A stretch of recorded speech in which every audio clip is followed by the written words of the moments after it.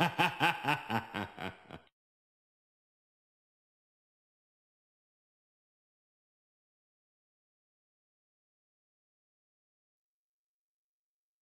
everyone and welcome to the second installment of the Legacy of Kain series, Soul Reaver.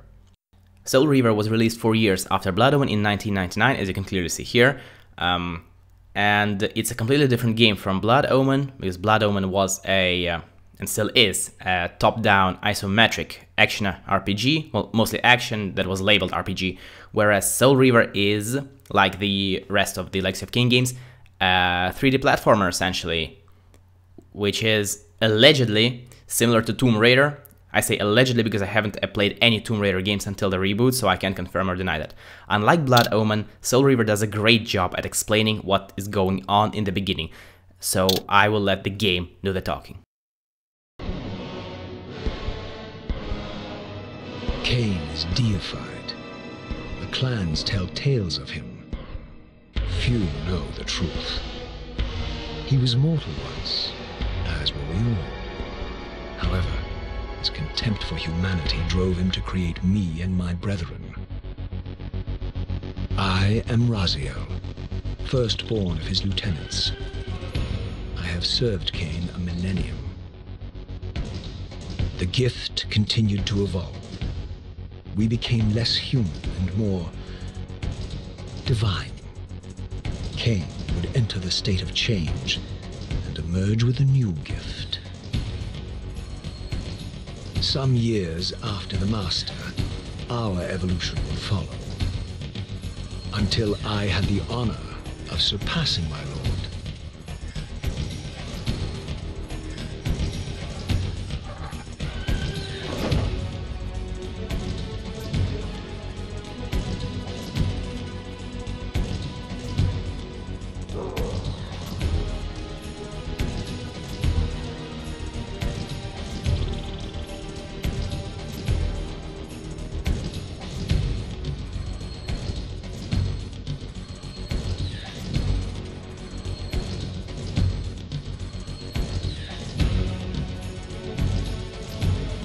For my transgression, I earned a new kind of reward. Agony.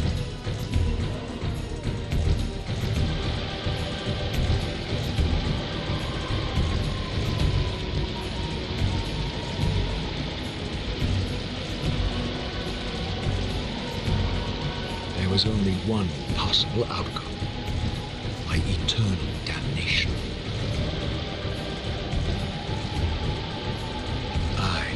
Raziel was to suffer the fate of traitors and weaklings, to burn forever in the bowels of the lake of the dead. Cast him in.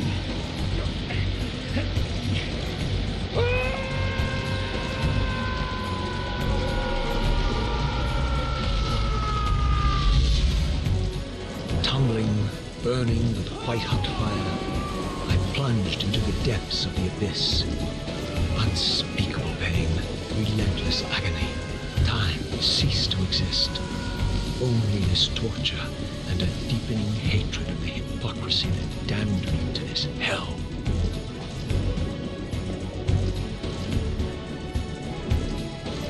An eternity passed, and my torment receded, bringing me back from the precipice of madness.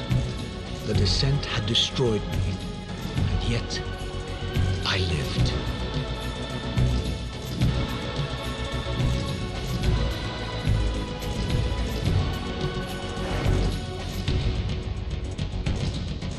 Raziel, you are worthy.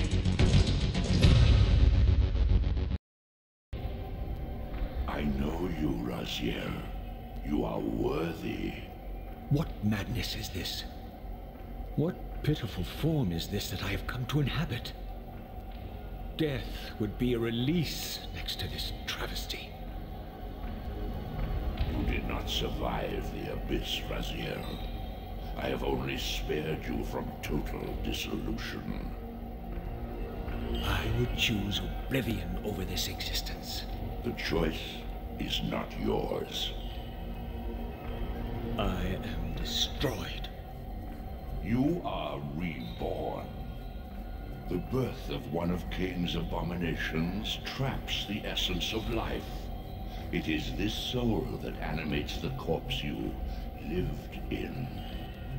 And that, Raziel, is the demise of Nosgoth. There is no balance. The souls of the dead remain trapped. I cannot spin them in the wheel of fate. They cannot complete their destinies.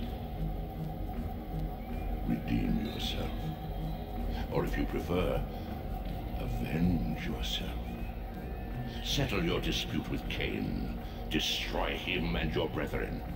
Free their souls and let the wheel of fate churn again. Use your hatred to reave their souls. I can make it possible. Become my Soul Reaver, my angel of death. And so it begins. In Bloodhound we determined the Legacy of Kain, and now we have to take care of it and handle it. Now before we proceed, I would like to bring your attention to this little platform, because this is where we are actually going to spawn every single time we load the game. The game doesn't have a good checkpoint system, and when we spawn here, where we started the game.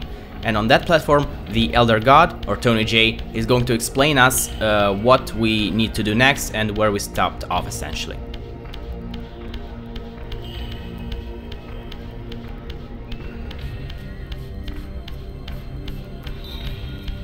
These gates twist space, laying a path across great spans.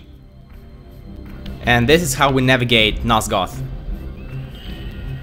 This has... there are such portals in a few other games, and they say Prey was first. And I decide that I should show off the portals. So this is the Abyss, this is Raziel, Melchiah, and the others I don't remember. But essentially in the key location in the game there is such a portal, and this is what allows you to quickly move to that location after loading the game, despite starting here in at the bottom of the Lake of the Dead.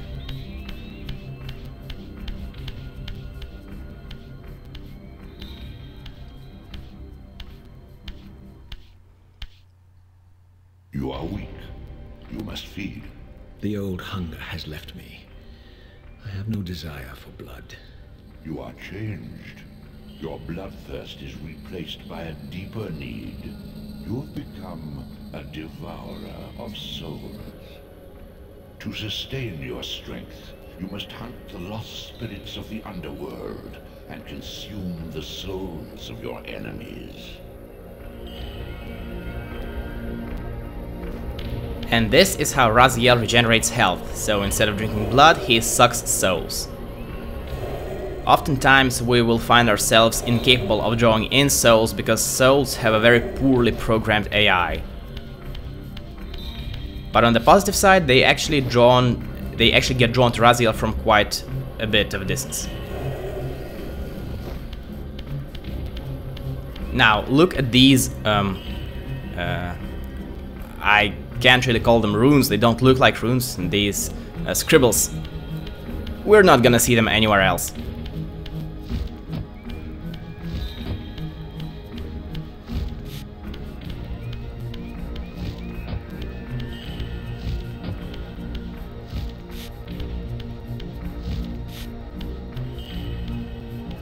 Your wings, though ruined, are not without purpose.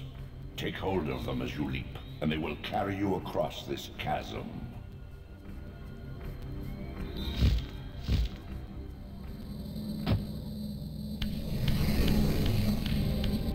And now we get to the interesting part. What scabrous wretches are these? Sure, the scavengers of the underworld. Their feral hunger has claimed countless souls, spirits who now shall never find their rest. Slua are the most common enemy here in the spectral realm, and this is one of the few times where we are going to fight them, because usually it's easier to just avoid them because they are nothing but pests, and they're little more than a mild annoyance. Although frankly that is true. That can be said about a lot of enemies in this game.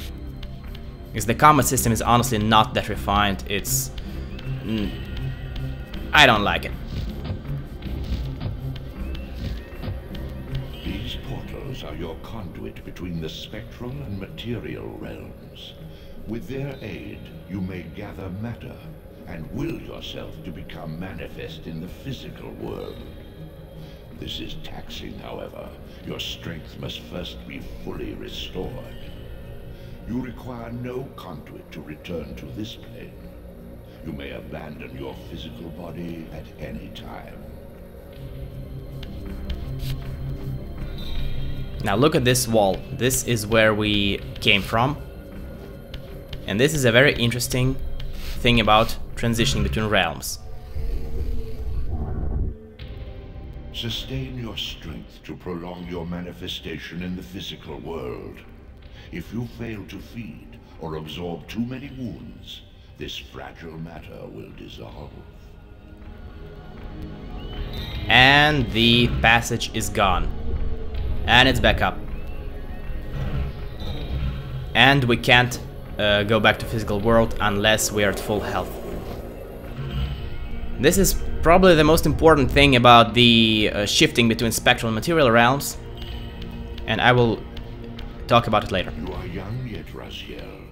You still retain many of your vampiric weaknesses. Immersion in water, while not fatal, will dissolve your physical body, forcing your return to the spirit world. Be aware that in the spectral realm, water has neither heft nor lift. It stands as thin as air. For science! And this is what happens when you get submerged to water as Raziel. Because, like Vampire, you are extremely susceptible to getting severe burns from water. I don't see any souls, unfortunately, but they're here. Thankfully. Because otherwise we would have had to stand for a while and regenerate health. Health does get slowly regenerated in the spectral realm as long as you are not being damaged. But it takes a really long ass time.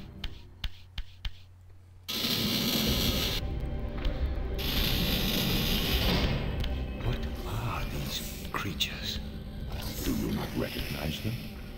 They are the children of your brother, Duma. That's impossible. These foul, scuttling beasts could not be kin of our high blood.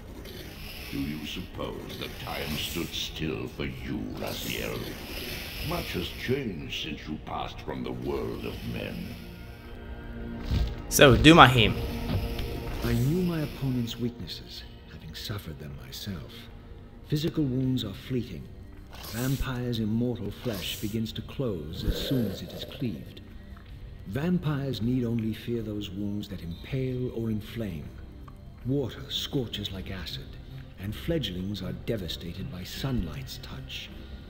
I would have to modify my tactics to suit my foes.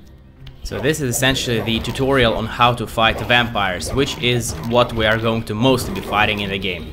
So there are multiple kinds of vampires, one per each clan. Unfettered from the flesh, a creature's soul fades swiftly into the spectral realm. Draw it in quickly, Raziel, or you will be compelled to follow. And every clan, every kind of vampires comes in two sizes. Full adult size and portable fun size, aka fledgling. They're not really different, but fledglings are weaker. Now, you don't necessarily always want to consume the souls immediately, because if you don't consume the soul, the vampire body remains there. And if it remains there, it will not respawn. Whereas when you consume the soul, it gets burnt and later respawns. As you can see, I did not consume the soul of that vampire that I threw into the water, and his scorched body is still in there. Oh, this. This is the harbinger of things to come. Your physical prowess surpasses what you knew in life. Even massive obstacles can be moved effortlessly.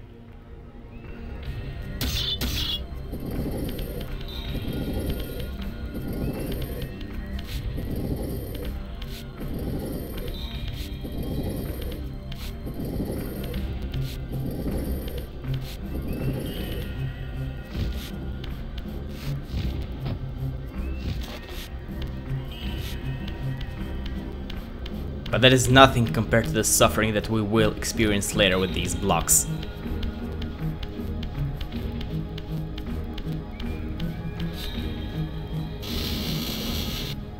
My God! The sanctuary of the clans reduced to ruin. Beyond these walls lay the pillars of Nosgoth, the seat of Kain's empire. How humble it now appeared, collapsing into the dust of its former magnificence. And yet, I had only just emerged. In the instant between my execution and resurrection, centuries had apparently passed. This world is wrecked with cataclysms. The earth strains to shrug off the pestilence of Kain's parasitic empire. The fate of this world was preordained in an instant by a solitary man. Unwilling to martyr himself to restore Nosgoth's balance, Kain condemned the world to the decay you see. In that moment, the unraveling began. Now it is nearly played out. Nosgoth teeters on the brink of collapse. Its fragile balance cannot hold.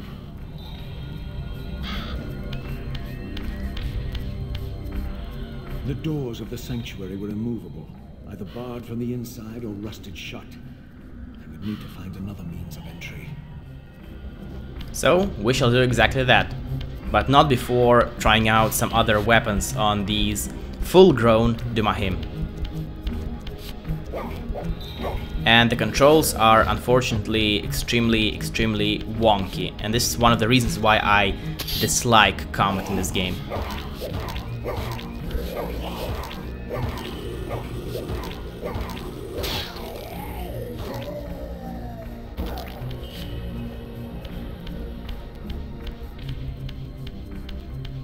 If you have a spear, or any kind of weapon really, because weapons in this game are limited to spears and torches. If you have a weapon, it means that you do not have to use environment to ensure that the vampire stays dead. First I want to leave, and then I realize that I'm going to need that spear.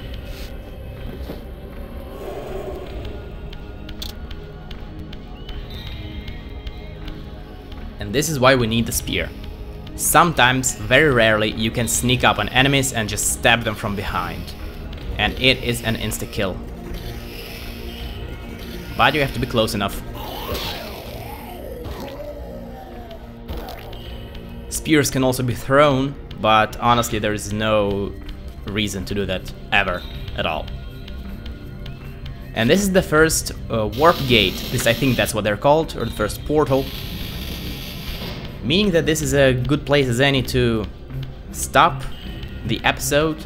This is the warp gate for the Lake of the Dead, or for the Abyss. We could right now warp back to the bottom of the Lake of the Dead where we started, but that would warp us to the Spectral Realm, and there is no real reason to do that at all. So thank you for watching, and I will see you next time. Goodbye.